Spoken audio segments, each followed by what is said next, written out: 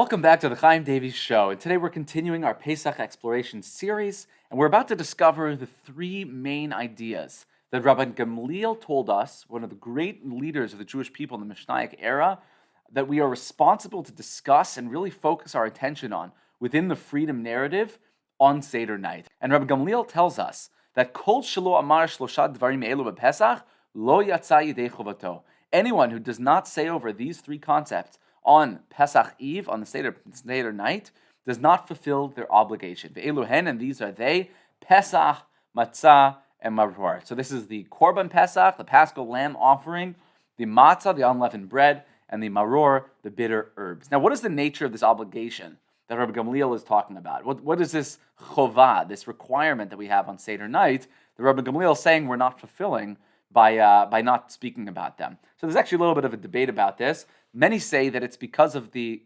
verse that we quoted way back at the beginning of the Seder, Ba'avur zeh, asa Hashem li b'tzeiti mitzrayim, that it was because of this, or it was for the sake of this, that God did for me when He took us out from Egypt. The zeh was when you have the food of the Pesach offering in front of you, that you were pointing to something distinct, those foods, and saying it was because of these things. And so we're required to have those visual aids, those props, those experiences present when we tell the story. And therefore, Rabban Gamliel is saying you have to be aware of what those pieces that are in front of you represent in order to properly tell that story. Because these are going to kind of bring to life the different aspects of the story in three fundamental ways. Others say that the idea is because the pasuk says, "Va'amartam zevach Pesach hu la'Hashem," that you're actually meant to say that this is a Korban Pesach, this is the Paschal offering, and therefore we're required to speak these things out, and that is the same when it comes to Matzah and Marror. Be that as it may, what are the ideas that we're supposed to know about these three entities, the Pesach, Matzah, and Marror? And so Rabban Gamliel continues and tells us, and he says, this Pesach offering that our forefathers brought in the times that the Beis HaMikdash were standing, al shumah, for what purpose was it? What was it meant to represent? Now again, we don't make any display or any gestures at the shank bone which is sitting on our Seder plate, even though it does represent the Korban Pesach, because we don't want to make the confusion as if that actually was the Korban Pesach. We don't have the Paschal offering today, and so we don't make any distinct pointing at the shank bone like we will when it comes to the Matzah and Marror. And so our question is, what does this represent? And the Haggadah tells us, Al shum shepasach HaKadosh Baruch Hu ala batei avoteinu b'Mitzrayim. It's because God passed over the houses of our forefathers in Egypt, as the verse says, Va'amartem zevach Pesach hu la'Hashem, asher pasach al batei b'nei Yisrael b'Mitzrayim, b'nagpo et Mitzrayim et batenu v'yitzil, v'yikod ha'am v'yishtachavu. That you shall say, it's a Pesach offering to Hashem, because God was Pasach, He passed over the houses of our forefathers in Egypt while He was striking the Egyptians, saved our homes, and the entire people at that point bowed down in awe and reverence and respect to the Almighty. And so the Korban Pesach represents the fact that the Jewish people were singled out. It's not just that the Egyptians needed a beatdown and that God was the one to do it and the Jews just happened to be there. It was that throughout the entire process, there was an intentional singling out of the Jewish people to avoid any sort of harm to happen to the Jewish people. And the death of the firstborns was really the most pronounced and marked aspect of this. Remember that the Korban Pesach initially was the taking of the Egyptian god, right, these little sheep, slaughtering them in public in a massive event where hundreds of thousands of animals are being murdered, and sprinkling the blood on the doorposts of the house, demarcating the Jewish home, the presence of an Israelite, from the rest of their host culture, and having that very strong, very pronounced display, drawing the difference, and then God responding to that and saying, "Yeah, oh, you Israel people live here, there's Jewish people living in this home, I'm not going to touch it," shows that it wasn't just that the Egyptians needed to be put in their place, but that the entire process was about uplifting the Jewish people and recognizing that there's something special going on in the home of a member of Israel. And that's something that we need to treasure. We need to understand. As part of the freedom story, it wasn't about the Egyptians, it was about Israel. It was about the people and the relationship that they had forged with God throughout this process and the keeping true of the covenant that had been established so many hundreds of years before. The second aspect we're meant to discuss is the matzah. Says the Haggadah, why do we eat this matzah? And here we actually point to the matzah or raise it up in order for everybody to know this is the very same matzah that we're talking about. We've got our visual prop here. We're about to eat it in just a few short moments. What does it mean? What does it represent? Al shum shelo yispik b'tzikam shel avotenu lachmitz, that there was not sufficient time for the dough of our forefathers to rise, to leaven, ad shenigla aleim melech malchei amlachim hakadosh baruch hu uga'alam, until the point that the Almighty, the King of Kings, revealed himself, the Holy One, blessed be He, and redeemed the Jewish people. Shenemar, that they vayofu et habatzek asher hotzim mitzrayim ugot matzot. They baked this dough that they had brought out from Egypt as cakes of matzot. Ki lo chametz, because it did not leaven. Ki gorshu mitzrayim, because they had been expelled from Egypt, and they didn't have time to even prepare provisions for the road. And so on the simple level, the matzah represents the urgency of redemption. That when it was time for the Jewish people to go, God revealed his reality, his magnitude, his presence, and said, Jews, we're leaving Egypt to this moment, and exactly to the second, like we saw earlier in the Haggadah, that God was choshev et haketz, God was calculating carefully, paying attention to each and every single moment, and it was time to go, it was time to go. And there's no time for your bread to leaven and involve yourself in these luxuries. Freedom is right now. Freedom requires action yesterday in order to capitalize upon it. And so that's what the matzah represents on the simple level. Now, on a deeper level, the essential difference between matzah and chametz is process. In other words, when you take matzah, essentially matzah is flour and water combined and baked instantaneously. There's no processing, there's no development within the actual dough itself. As soon as you combine those two ingredients and create the mixture of the dough, you immediately bring it into its final culmination. And in contrast with that is the concept of chametz, where you mix the flour and the water, you create the dough, and then you allow this natural process, a fermentation process, to take place. And along those lines, there ends up developing carbon dioxide gas within the dough mixture because of the starch interacting with the water. And you end up creating much more than's actually there, right? Essentially what's happening is that the same amount of dough is there, but it's now filling up with hot air. And so many of the commentaries explain that that dough, chametz, leavened dough, is actually representative of the inflation of ego.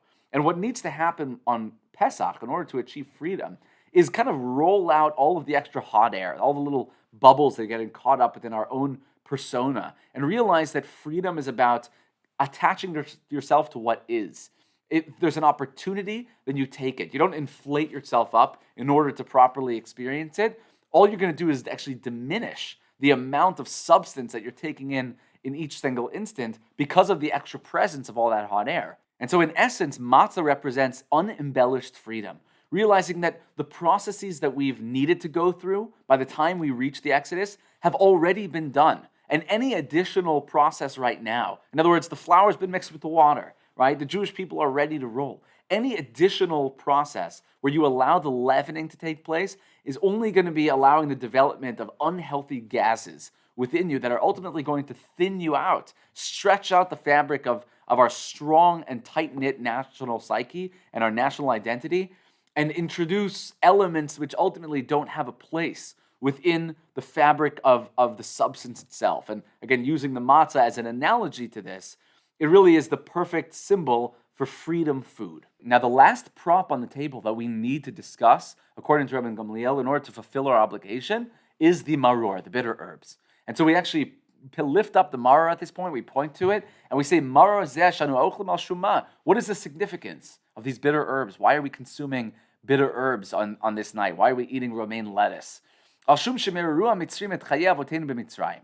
It's because the Egyptians embittered the lives of our forefathers in Egypt. Shenamar, as the pasuk says, vayimareru et chayehem ba'avodah kasha, that the Egyptians embittered their lives through difficult labor. B'chomer v'levenim u'b'chol avodah b'sadeh, with mortar, with bricks, and with all sorts of difficult labor in the fields. Et kol avodatam asher avdu behem b'farech. Everything that they made the Jews served them through was with farech, which is with rigor, with difficulty, or with a crushing sort of useless sensation throughout the entire thing. So what is this concept of bitterness? I think that the aspect of bitter is where we're anticipating a particular flavor, a certain type of experience, and we find that the flavor, the zest, has gone sour. That's the sense of bitter. There's a profound injustice in something that is meant to be flavorful and rich, and ultimately we taste it, and it tastes bitter. There's a stark contrast that happens in our taste buds at that moment. And so we're eating this marror, and we're thinking about how the Jewish people got to where they were. I mean, consider at the beginning of the Egypt era, right? How did the Jews end up in Egypt in the first place? Yosef was the leader of the country. He was second in command. He was the greatest, the most respected, the wisest of everybody. And in a short few years, we went from being on top of the world to being the lowest, I mean, literally valueless members of Egyptian society. No rights to property, no rights to self-determination, no right to even call ourselves by our own names. And so the profound sense of injustice, the stark contrast of what the Jewish people were meant to be and what we had to go through in order to get there is something that we sense as bitter. There's something so strongly discontent about that experience and how those two aspects of what we should be and what we had been, how those two pieces kind of clash. Now, of course, before we went down to Egypt and after we left Egypt were great. Those were peak moments. And so at the bookends of the Exodus story itself are fantastically happy things. There's things that are symbolized in freedom. And so what we actually do is we take this Marror and we place it right in the middle of the Matzah. And we'll actually do this in the stage of the Seder of Korach, where we'll actually sandwich the bitter within the two aspects of freedom in order to symbolize this idea and really ingest it into ourselves.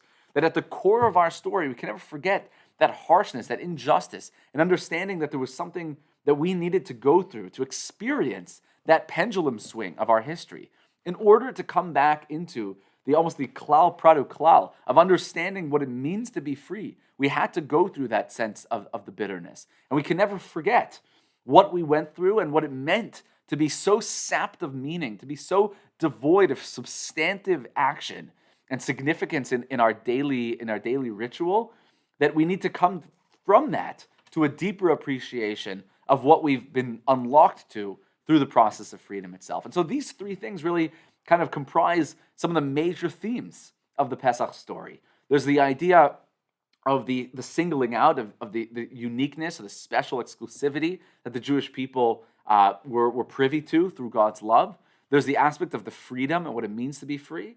And there's the recognition of the bitterness of the exile, of the futility of a life of slavery where we have no future of our own to speak of, where we aren't in the driver's seat of our own lives. And ultimately to appreciate how each one of those comes together into creating the totality of our free identity as the nation of Israel. And so as we move forward into the next stage of the Haggadah, we'll take these three ideas and plug them back into what we now know about freedom, about the journey that our forefathers have taken and the stage that they've brought us up to, in realizing that freedom needs to become our own, something that is not only a part of our psychology, a part of our past, but ultimately a part of our vision for the greatest dreams for our future. We'll pick up with that on our next episode. Until then, I'm Chaim Davies, and this is the Chaim Davies Show.